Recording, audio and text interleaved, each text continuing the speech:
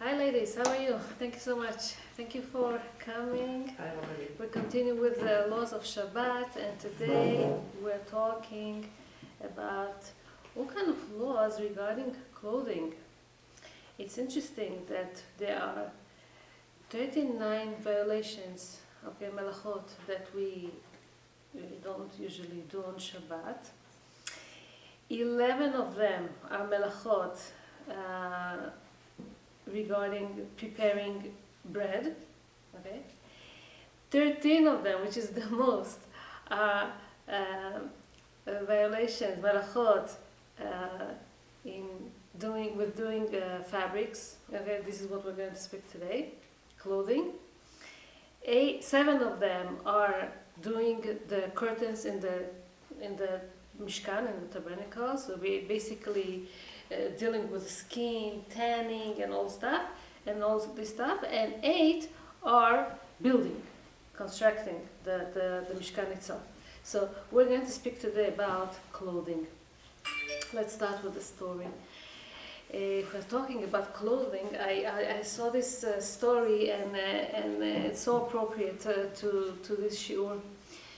Ruth, she was a girl that came from Israel to the United States about 100 years ago. Her father sold whatever he had so that his daughter will be able to come here to start fresh, to be able to do some money, to send tickets to them so they could come also over here. But he was scared, he was afraid that sending a girl alone to the golden country, to America, may be not the best idea, because he heard already of people who lost their emunah, who lost their faith, who lost their connection to Hashem, who stopped keeping Shabbat, and he was scared. So he made sure, he spoke with her so many times, please, please, please, make sure, remember where you're coming from, remember you're Jewish, and don't fall into this trap that you must work on Shabbat. Please don't take a job that will make you work on Shabbat. She promised him, and she came here to live with their relatives, the father relatives, and she was trying to look for a job. So she's trying here and she's trying there. Every job that she's taking, she works from Monday till Friday, and then Shabbat she cannot come. Monday they tell her, we don't need you anymore. And it's constantly one job after the other. And then in the end she didn't have a choice, and she went to work in this company, Triangle Shirtwaist Factory. It was a factory that they, prepared shirts and stuff in Washington Square in Manhattan. And she didn't like it there. No one liked it there. They didn't have any workers' rights at those days. They had to work 6 days a week, 1 day off, only Sunday, no Shabbat. Even though the employers, they were Jewish, they made people work on Shabbat, and people had to have a job. So it wasn't easy, and a lot of people started to work on Shabbat because of that. And so for the first week, she told them she had a toothache, she couldn't really come because. Second week, she had a stomach, whatever, she couldn't come. Third week, they told her, hello, if you're not coming, we don't need you anymore here. And so she took her lunch and everything, and her host also told her, come on, you have to go. They were not so religious, the host, and they encouraged her to go work because she needs to already. Her father is keep asking. So, she couldn't enter the job. She couldn't enter her workplace. She was wandering around, went to one of the parks and sat on one of the benches and was thinking what to do, what not to do. But I promised my father, but I cannot. What should I do? After a few hours like that, she said, okay, it's too late to go there anyway. And she continued sitting there, knowing that she lost her job, knowing that she won't be able to do it, and not knowing what's going to be the future. In the end of the day, she goes back to her host house, and they open her the door. Where are you? What happened to you? She said, nothing. What happened? Didn't you hear? She says, what happened? There was a fire in your job. And she said, what? Apparently, a non-responsible worker burned a cigarette that he didn't turn it off. And it's a factory, a lot of fabrics, one fabric caught fire, and quickly, within, very, very fast, the whole floor, 8th floor, caught into fire. And Lollen, so many people were stuck there because they couldn't go down with the elevators. The emergency staircase got melted because of the flames and the smoke and the fire and everything, and got stuck there. Lollen, 175 people perished in this tragedy, most of them women. And she was one of the survivors that stayed around. Why? Because she kept Shabbat. She didn't want to violate the Shabbat. It's so nice to see how there's a saying, you told me a Shabbat, more than Jewish people, they kept the Shabbat guarded, the Jews all over the history. It's so nice to see that. Okay, so we said that out of the 39 melachot of Shabbat, 13 of them are regarding clothing. And let's do it very fast, talk about some of the laws that we have here. Number 1, shearing, wool shearing. Okay, I don't know if I'll be able to show you. I saw this book, which is beautiful, by Rabbi Baruch Chait, and pictures by Yoni Grashstein. So, beautiful, good for kids. They have it in English, and nice to see, nice to, watch this with the kids and learn this. They give all kind of halachot, what's allowed, what's good, what's not good. So it's a good thing to do. So first of all, cutting the wool from the animal, in order to get the material that they used to have for the Mishkan, they needed wool, right? So first you have to cut the wool from the animal, and so afterwards, after you cut the wool, you need to libun. Libun means you have to whiten the wool. You have to clean it because it has dirt, it has dust, it has mud, it has fat, it has all kind of dirt. You have to clean it, right? So basically, laundry, okay, is something that belongs to this law, to this melacha. Then we have menapetz. Menapetz means combing the wool so that you'll be able to start doing threads with them. Okay? So combing, we cannot comb on Shabbat, we cannot. Then dyeing, you have to dye the wool to do all kind of colors. You want to make it beautiful. You want to have different clothing. You want to have color enhances beauty. So this we cannot do on Shabbat. We're going to speak about details. Then spinning. You do threads from this wool. Okay.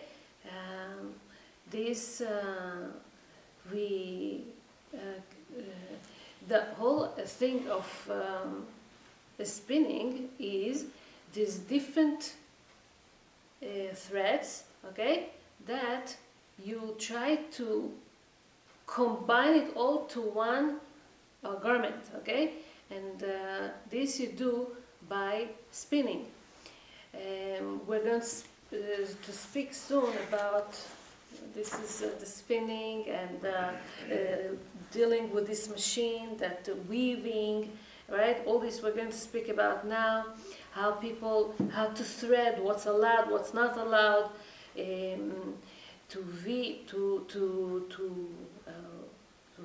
weaving, weaving is not allowed, how to remove the thread in the end, to cut it whenever you finish, the weaving, what you do, we're going to speak about that, to tie knots, to untie knots, okay, to sew and to tear. These are these 13 different melachot that we're talking about as we're talking about laws that concerning clothing. So first thing that we're talking is cleaning clothing on Shabbat, laundry basically. Okay, let's start talking about that. Cleaning the wool, okay,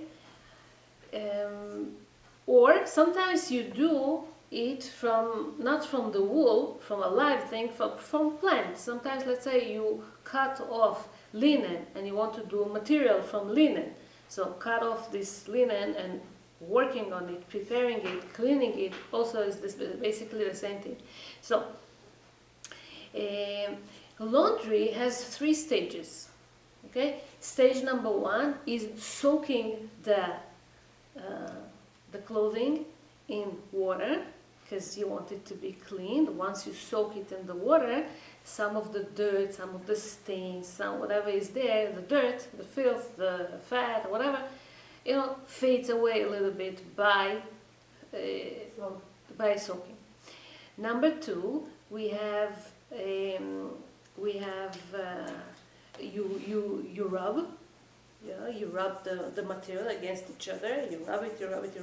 You're able to remove some of the stain. Most of the laundry is rubbing. So also here, some of the stains dissolve and go away. And number 3 is squeezing. When you squeeze the material, okay, you squeeze the wool or whatever they have. Squeezing also cleaning is a process of cleaning, because all the dirty water, okay, that you squeeze out of this material, okay, makes the material afterwards cleaner. Sometimes there's a 4th stage when you dry it in heat. When you dry it in heat, it also cleans some of the dirt that's left over in the material.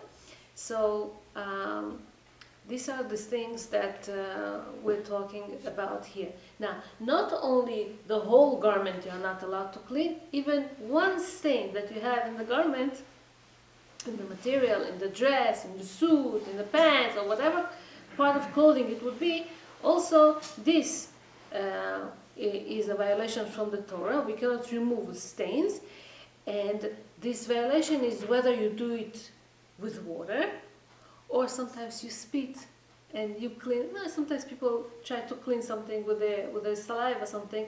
It doesn't matter, or with the detergent. Doesn't matter how you're planning to clean this stain that you have. Okay, none of those are allowed on Shabbat. Listen, somebody once said you're allowed to take the same material and like let's say if it's a skirt, you can like bend a piece of the skirt on like. Okay, we'll talk about this. We'll talk about that. How to remove stain if there. And so also people cannot put something on this greasy or dirty stain. Let's say talc or salt. People put on top of oily stain. You want this to get absorbed, and you want to remove the stain. And this is a problem on Shabbat. Rabbis also on top of this added that everything that may appear to other people like you're cleaning, like you did laundry, like you did this kind of action of cleaning, so in front of people, this you have to be careful also not to do. And we will give soon some examples to that. So let's start to talk about some of the laws. Let's say somebody was walking outside in the street and it was raining. You come home, you cannot shake the coat, the raincoat. They say if you shake the raincoat, Of course, people know that it's rainy and you didn't do laundry, but this is a way that you're trying to clean your. It shows that you're trying to clean your coat, so you don't usually do it. You're allowed to shake a coat or any type of clothing that you have from dust, not a problem. To shake it from dust, it's okay. But when it's very, very wet, you don't shake it from other reasons as well. Now to your question, Riva. You're allowed to rub a little bit. Let's say you got some mud or something on the clothing. So you cannot rub it against each other like this, because you want to clean. You can take from underneath, from the other side of the material, and try to remove it. You could try to rub it a little bit like that, not to show that you are really cleaning. This is if it really bothers you and you cannot really walk like that. So this is the way that you could do, not the stain itself, but from the other side of the material. And you're allowed to clean shoes. Let's say shoes got muddy, you were walking in the street. Now, sometimes there's a rug in the entrance of the house, so you could gently, clean your shoe against on top of the rug. Or sometimes there's this metal that you could rub your shoe. They say to do gently, not with force. Gently, it's okay. Clothing or that are made from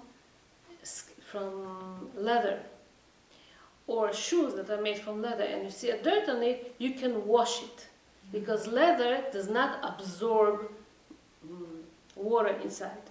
So a little bit you can wipe something, dirt that you see on top of a shoe, that's okay.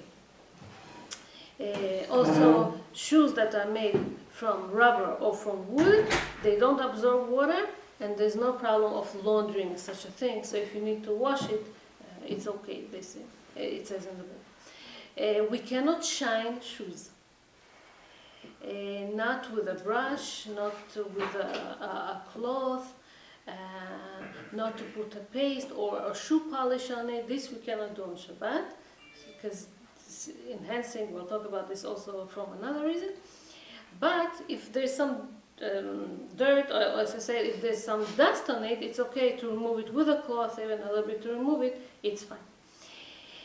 If, let's say, you some feathers, small pieces got stuck to your coat or something, you can remove this feather or something, that's not a problem. And you're allowed to change the pillowcases. Let's say you forgot to do it before Shabbat, you're allowed to change it on Shabbat. Sheets also? If you have to, so you can put a different sheet. What about folding clothing? Usually we don't fold clothing on Shabbat, or let's say table cover, unless there's few conditions, okay? You have to, if you want to fold something on Shabbat, the folding should be for this particular day, not for, in about 2 weeks I have something, you're going to fold it now, so it's going to be neat and beautiful for an event that you're going to have 2 weeks from now. For today, you want to wear it, this shirt, let's say, in 3-4 hours, it's okay to fold it meanwhile, and then to wear it again in 3-4 hours, it's not a problem. Also, if you shouldn't, this folding shouldn't be done by 2 people, only by 1 person, and don't fold it to the original foldings, fold it to the other side. It shouldn't show that, you do it because of the folding. But if somebody did it, some say that it's okay, lo nora, sometimes people fold the talit. So it's better that they don't prepare it for the next Shabbat. Okay, this is what they say. But if they fold it in order to use it later or something, so it's okay. Now let's talk about hanging laundry. We cannot hang the laundry, wet laundry, on a laundry hanger on Shabbat in order to make it dry, and we cannot flatten it also in the rooms, on chairs and on hangers, and let's say in the rooms you have something that you want to hang that over there. Rabbi say mipnei marit ayin. מה זה מראית עין? People may see, oh, you're hanging now a laundry. It means you did this laundry on Shabbat, and they could suspect that you did this laundry on Shabbat. So for this reason, we don't do it, even if people are not intending to visit you, and you put it in your rooms and no one will see. Even that, the rabbis say that it's not good to do. But if you were hanging the laundry before Shabbat, Erev Shabbat, okay, Friday, and you have it in the rooms, it's okay. You could leave it. You don't have to remove it. You don't have to take it off because of that. It could stay, no problem. If somebody also by mistake violated the Shabbat and hung some clothes for drying, we don't force them to remove it. It's okay. It could stay there. No one forces them to remove it. A clothing that became wet, whether it's from sweat or from water, it doesn't matter. You cannot hang it or flatten it in a way that it looks like you're trying to dry. But if you put it on a chair, let's say you put it on a chair. This is not the way that usually you dry laundry on a chair. So. That would be okay as long as it's not close to a source of heat. Let's say you have the oven next to it or a source of fire next to it. What about the sun? That's outside the back. Okay. לא במקום שהיד סולדת. If you touch it, it's so hot that you want to remove your hand. This is so hot it is. Yeah. So again, in the sun also, if it looks like you do it for hanging laundry, it's not a good idea. But if you do it, let's say you put it on a chair, it doesn't look like you're doing it for drying laundry. If you came out from outside and it was very, very rainy, okay, it was rainy outside, and you came and you put your coat on a chair to dry it, it's okay, because everyone knows that it's rainy and you didn't do laundry or something, so that's not a problem. Again, as long as you don't do it next to a source of heat to let it dry from the heat. So this is what we don't do. Okay, I don't know. Today we don't really do these things anymore. People used to have, not a long time ago, diapers from clothing, from clothes.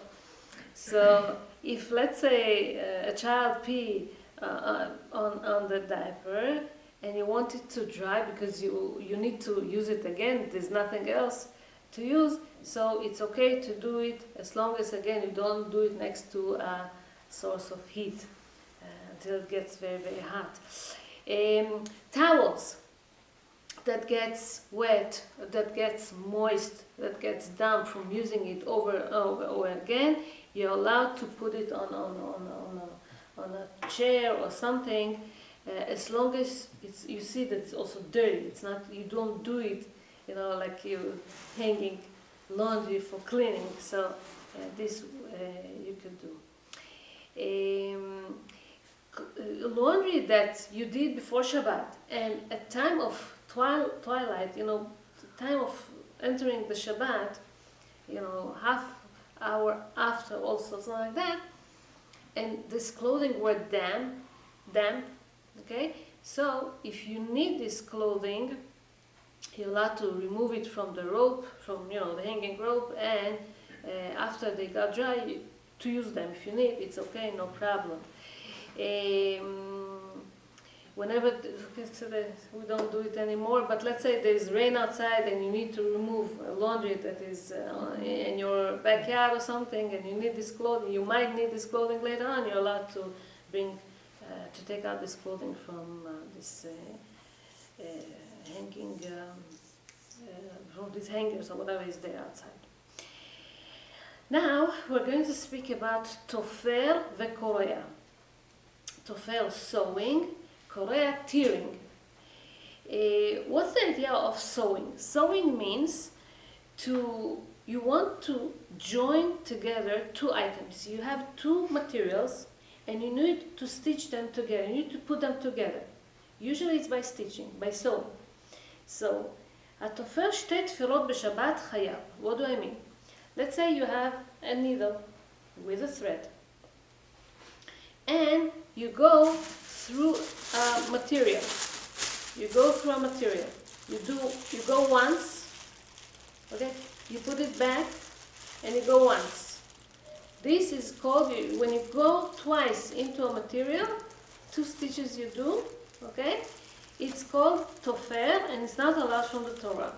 Especially, okay, and it doesn't matter if you tied a knot before you did that, or if you didn't. Because if you don't tie a knot, it's also something that could stay. Not for a long time, but it could stay. It doesn't matter. We don't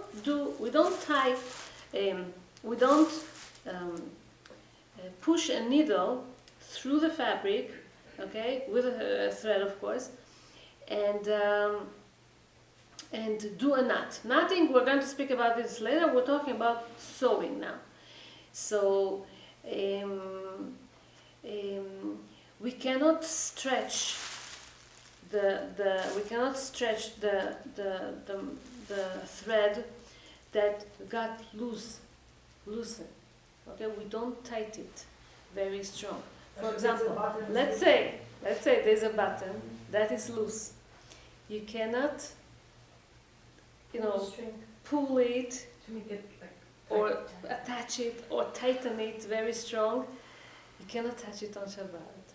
That's the problem. You can walk out with this, but you cannot really do any of this. It's not allowed. So you're not allowed to make a hole, like a safety pin. Safety pin is something else. Something else? Safety pin is on it. If you need to put safety pin, you're allowed to. We're going to speak about this in a second. You're allowed to, let's say sometimes there are some raincoats with a hood, right? You want to pull a string that is, this is not a problem to pull or to loosen it, okay? That's not a problem to do on Shabbat because this is not sewing or anything, no problem. We cannot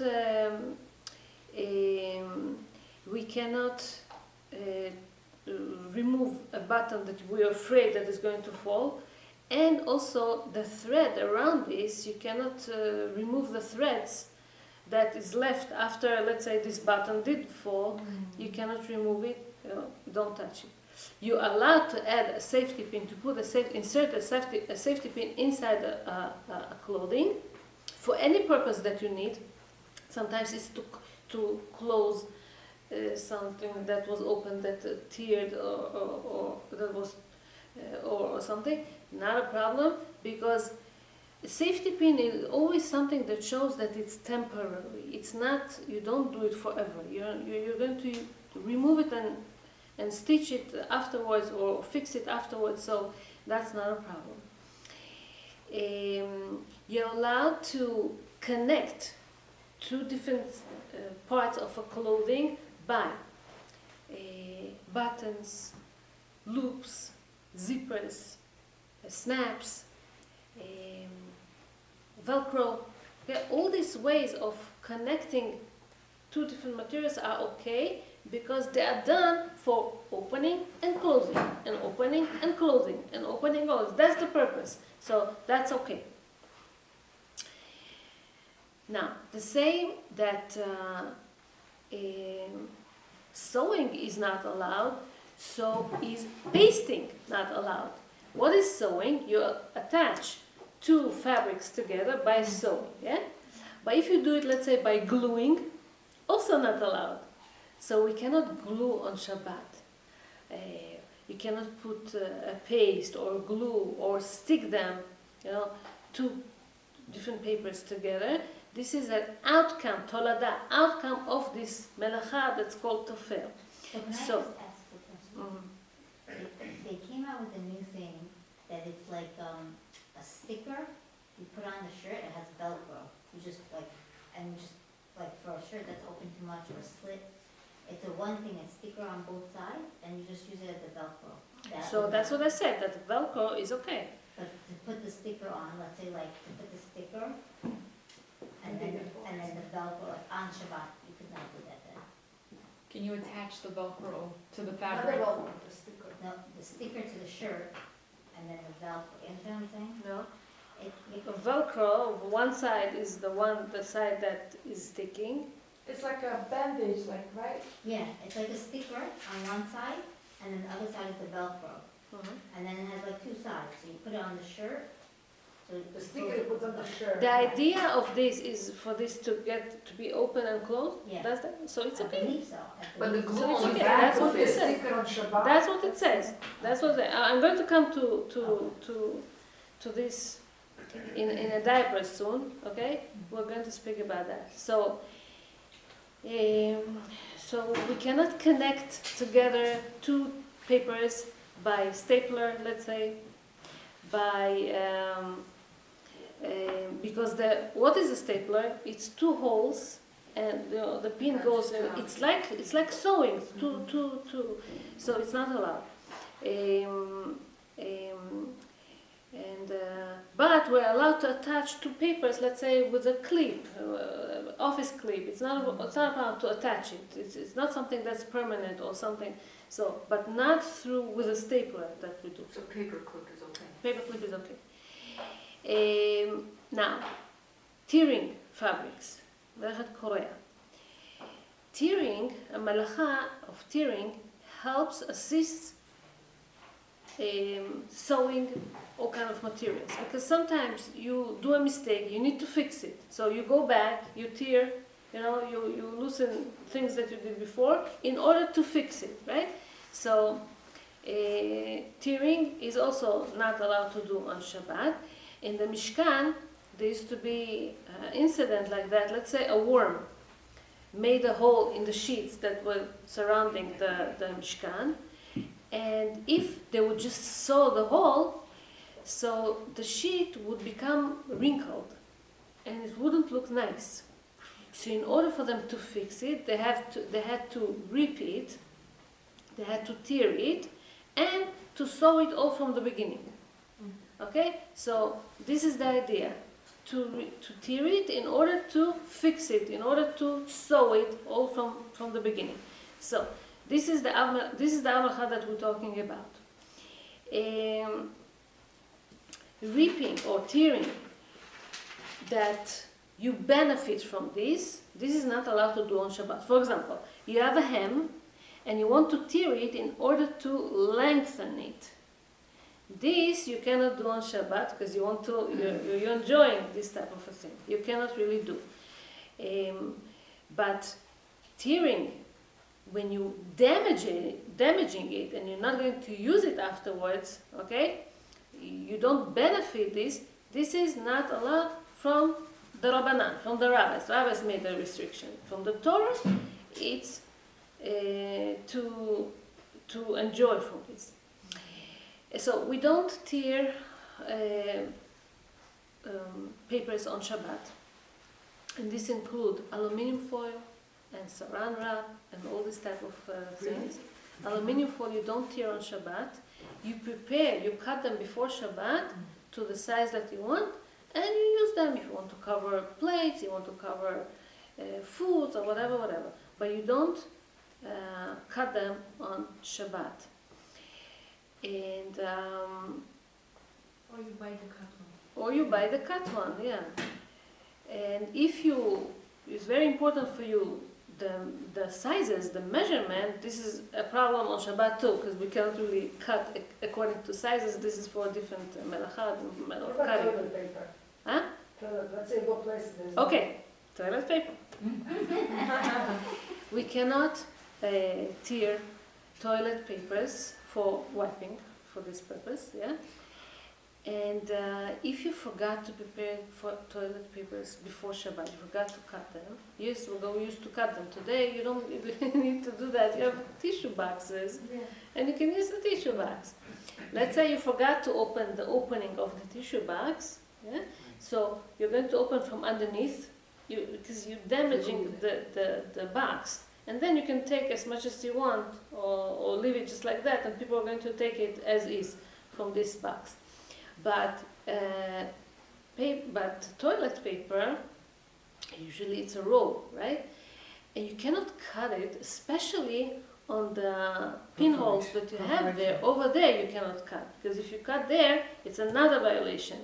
So this we don't do. So what we do is beshinui.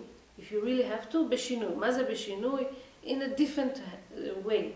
Not with only with the left hand is not enough. Left hand beshinui, they say it's only for writing. Beshinui for this type of stuff is maybe with your elbow or some kind of other way that you can pull some of the paper, and so this is better to do it this way. Whoever bought a new book and some papers are attached to each other, so if you know you're going to read this book on Shabbat, you have to detach these papers before Shabbat. And sometimes there are some papers that were not cut by the machine 100% all the way. You know, new book. You cannot cut it in order to open the page and to read what's in there. You could do it before Shabbat, but not during Shabbat. Papers that were stuck to each other because of dirt, sometimes it's happening.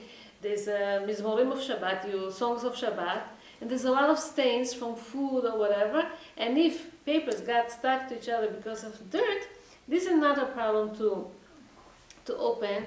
Of course, be careful not to erase some letters, of course, this is not, but for this, you're allowed to separate some of the papers in that book.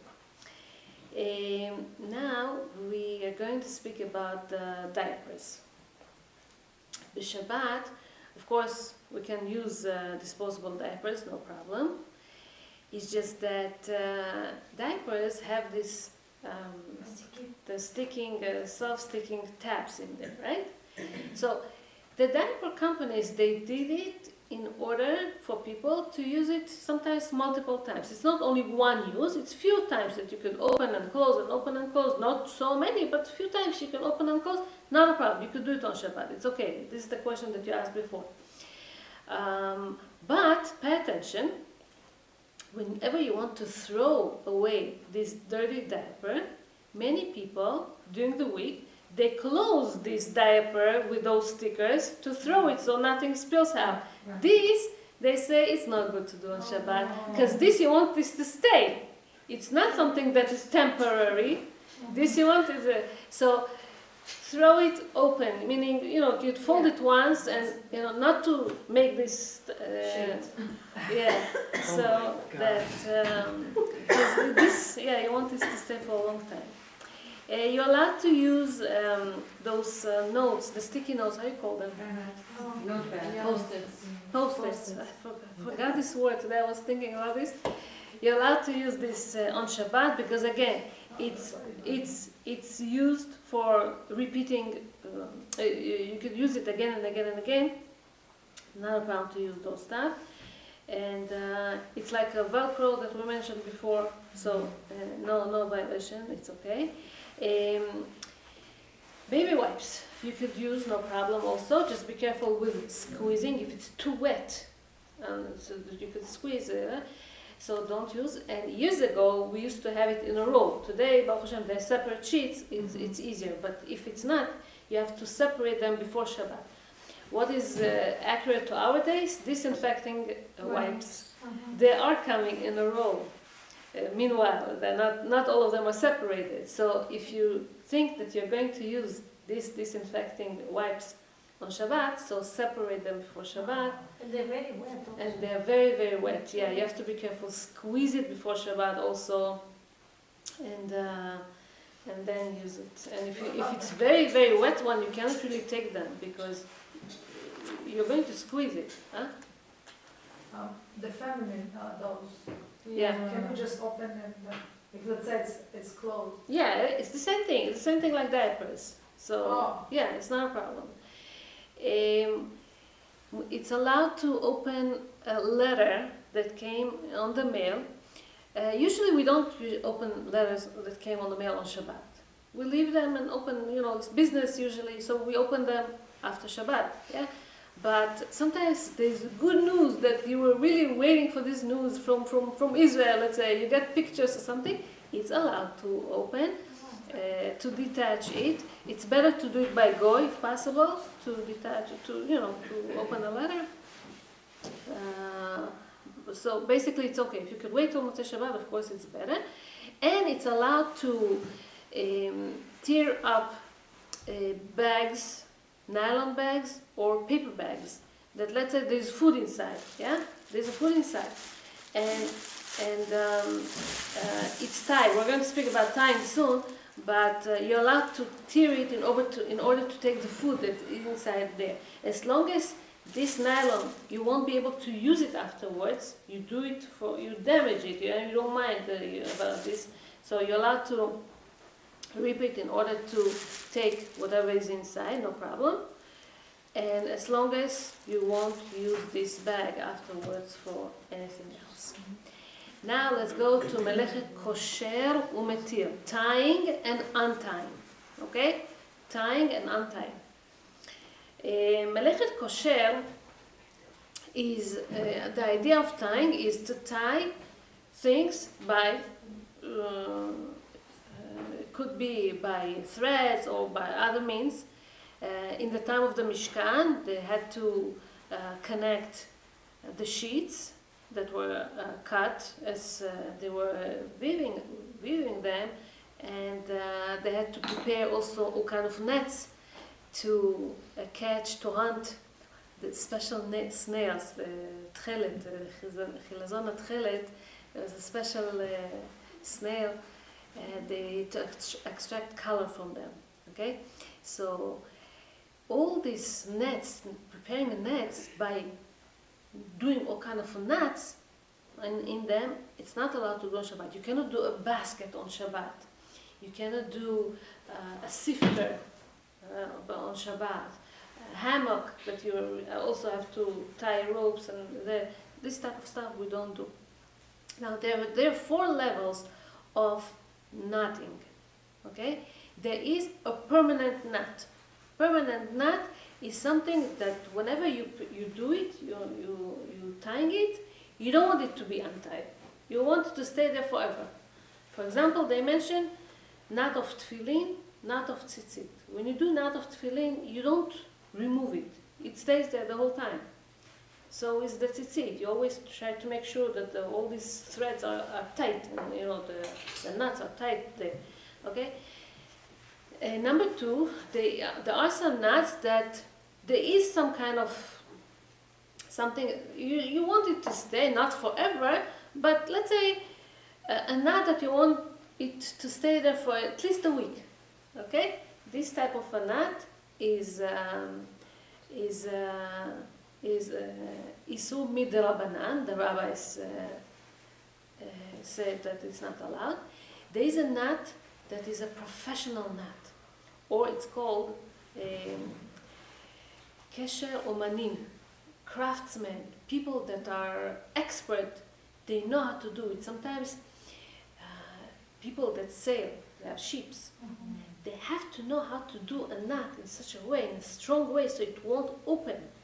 Okay? And they have to learn how to do this knot also. This type of knots you are not allowed to do on Shabbat, because these knots are kesher shel kayama. They stay, and they're strong, and they okay. So this type of stuff we cannot do on Shabbat.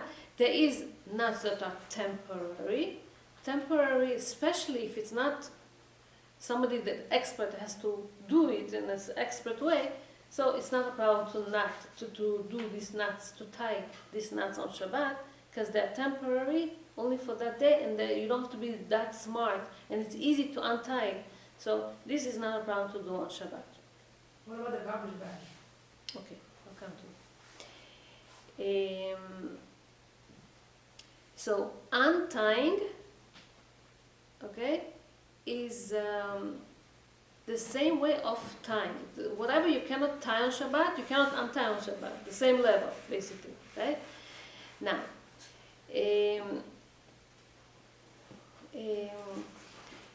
we don't do a knot on top of a knot, double knot. You close it once,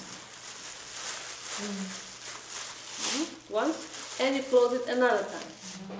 This, That's how we do garden. this is double. This is double knot. This we don't do on Shabbat.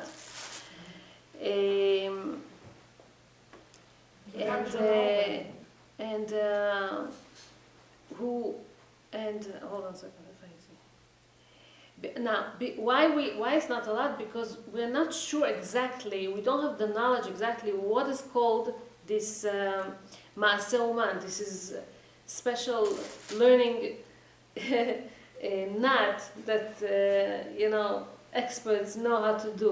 We don't know exactly what it is, so we don't do double knots usually. One knot, it's okay.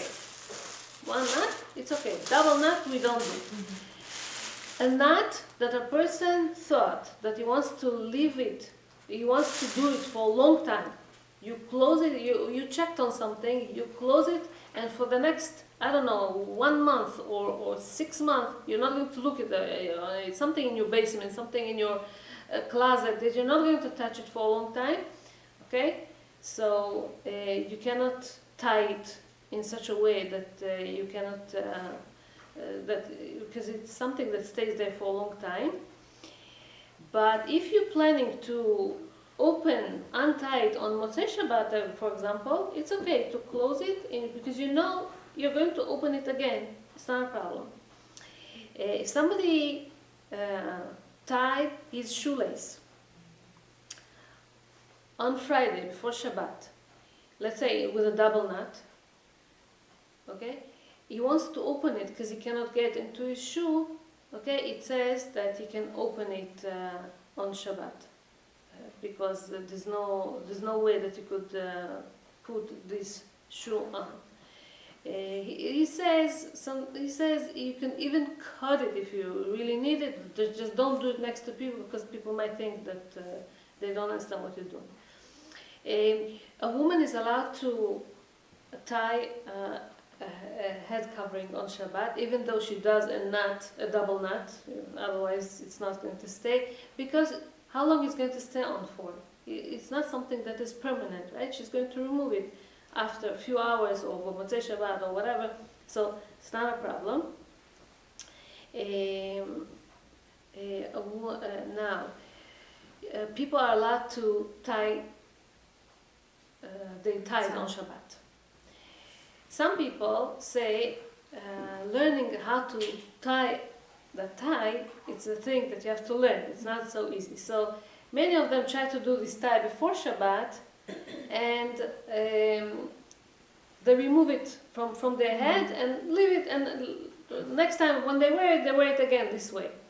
Some people say that if you're going to tie, untie every time that you wear it, it's not a problem. So a lot of people, it's okay that you prepare, you're doing this tie before Shabbat. After they come from shul, let's say, or when they want to go to sleep or something, they untie it all together, they open it all together, and in the morning they do it all over. It's okay. It's a lo kesher bar kayama. It's not something that stays there for a long time. It's not permanent, and it's not a problem. Especially if people do ties, they knot a tie for beauty, they say, and with one, you can pull it and it's going to get released right away. Definitely, it's not a problem. If on Shabbat they give out candies, goodie bags, whatever. So, and let's say it's closed with double knots. So they say it's okay to, especially for kids, whatever, it's okay to open these bags. But it's better, he says, to put rubber bands or rubbers to close it with rubber, so it's not going to be a violation of Shabbat. There is, I don't know how you call it even, there is this sometimes it's from metal, sometimes it's from rubber, that you twist it, right? You wind it or you twist it. In our house, we don't do it because once we heard the shiur of Rav Mordechai Eliyahu, he said it's not allowed to unwind this thing. To wind and to unwind, it's not allowed. But the rabbi that I heard today, Rav Yoram Seri, he said that it's allowed to do it because, again, it's not something that stays for a long time. Let's say you got a bag of biscuits or any, it doesn't matter, or chips or food or whatever, and you want to close it.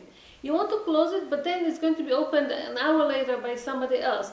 This is not kesher baka. It's not something that stays. You twist it forever. It's going to be opened within a day or two. It doesn't matter. It's not something that stays for a long time.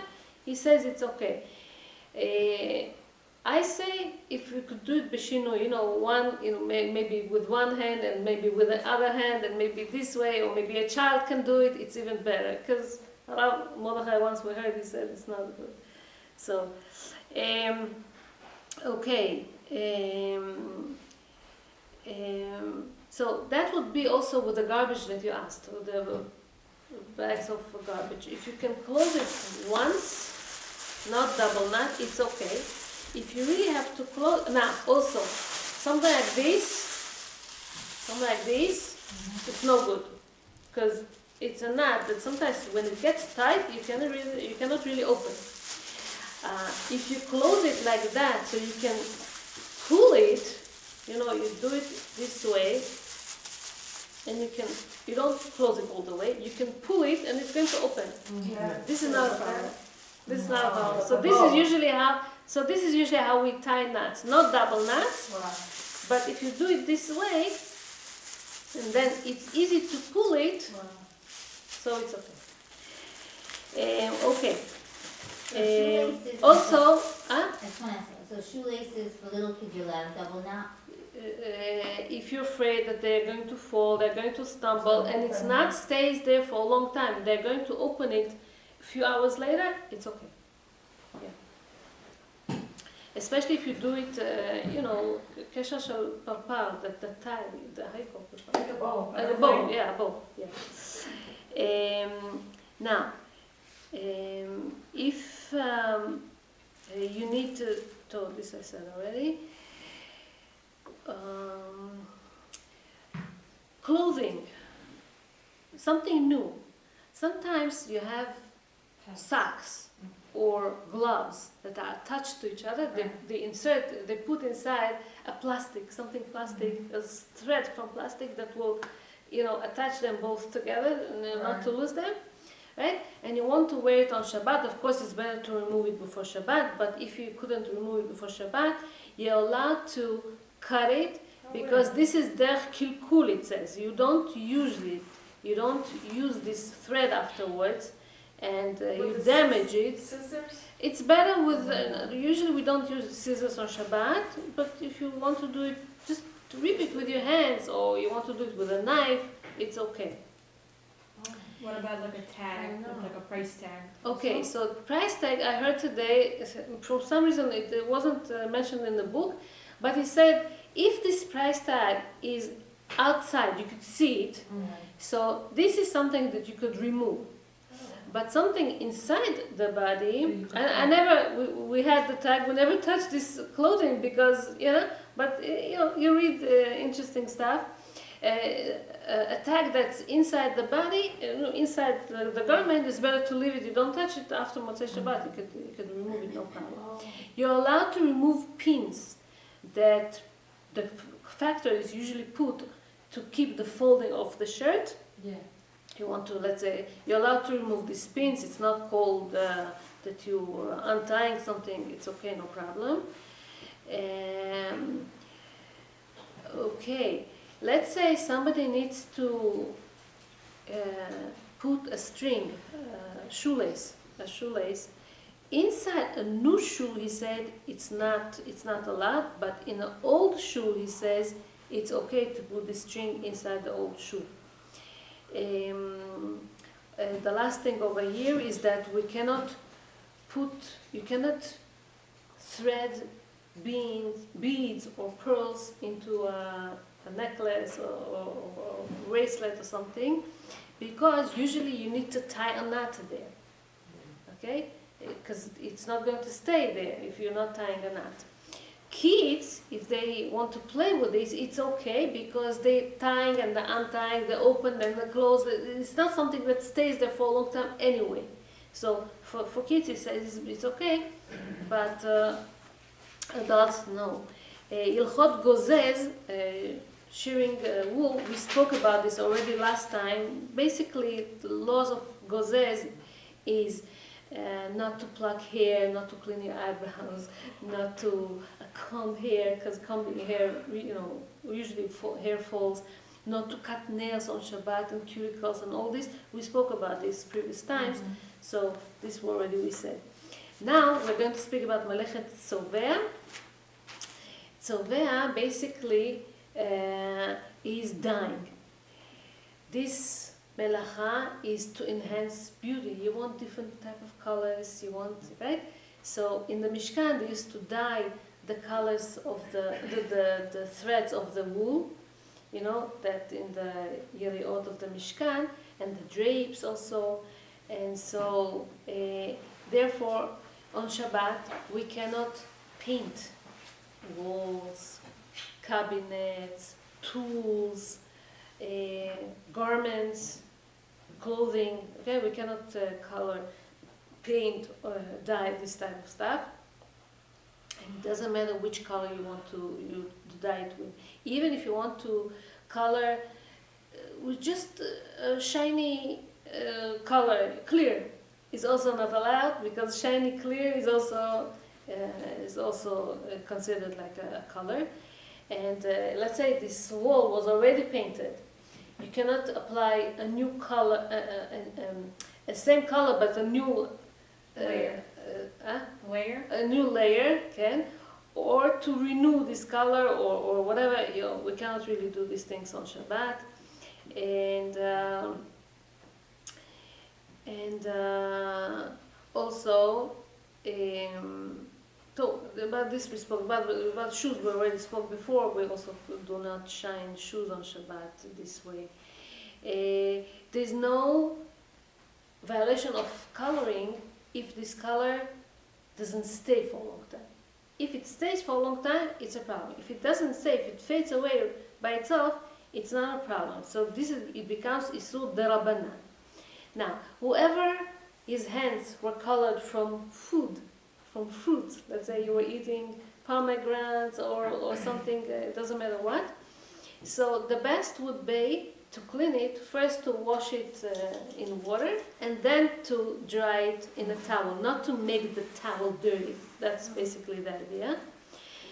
And if some, let's say, juice spilled on the table cover, don't drag this juice all over, and don't make it even worse and color the table cover.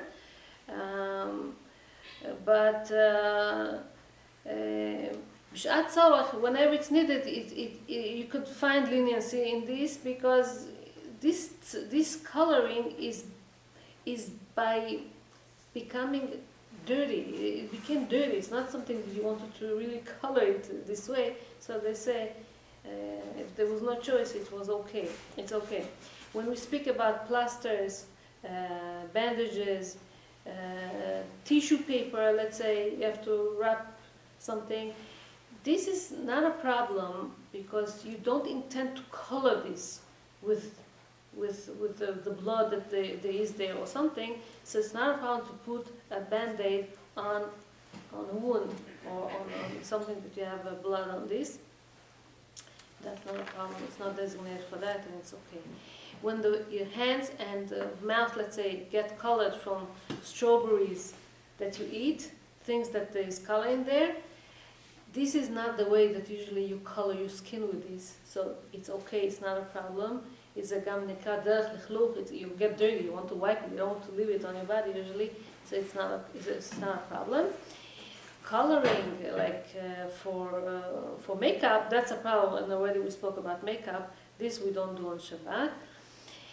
And somebody asked me this week this question: if there's in the toilet, sometimes there is this soap that is colored, disinfected soap. Some rabbis say it's better not to. It's better to use with no color. Okay, soap with no color is better.